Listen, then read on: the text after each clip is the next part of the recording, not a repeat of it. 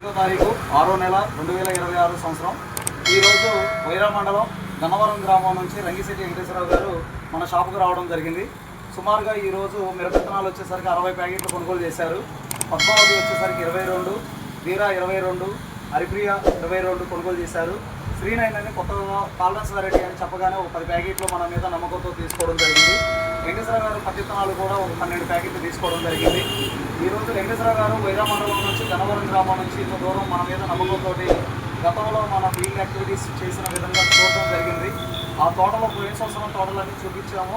అదే నమ్మకంతో వాళ్ళ బంధువుల ద్వారా తెలుసుకొని మరి ఆ ఊర్లో ఎంక్వైరీ చేసుకొని మరి వెంకటేశ్వర గారు ఇంత దూరం రావడం జరిగిందండి.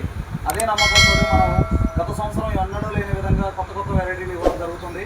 వైరస్ రాని రకం శ్రీనైన్ అని కొత్తగా మనం ఈ సంవత్సరం ఇవ్వడం జరుగుతుంది. సాయి స్వరూప సీడ్స్ వారిది. అదేవిధంగా గత 2 years నుంచి మనం వైరస్ లేని రకంలో ప్రపంచం సృష్టిస్తున్న హరిప్రియ అనే వెరైటీ ఇవ్వడం జరిగింది. ఈ సంవత్సరం పిహెచ్ఎస్ వారిది నూతన వెరైటీ పద్మావతి అనే వెరైటీ ఇవ్వడం జరుగుతుంది. అదేవిధంగా రైతు గారి మాటల్లో తెలుసుకుందామండి. నమస్తే అండి వెంకటేశ్వర గారు. ఈ వెరైటీలు తీసుకోవడానికి కారణం ఏంటి? మీరు పోయిన సంవత్సరం తోటలు చూశారు కదా, ఏ విధంగా ఉన్నాయి, మీరు ఏమనుకొని వచ్చారు ఇక్కడికి?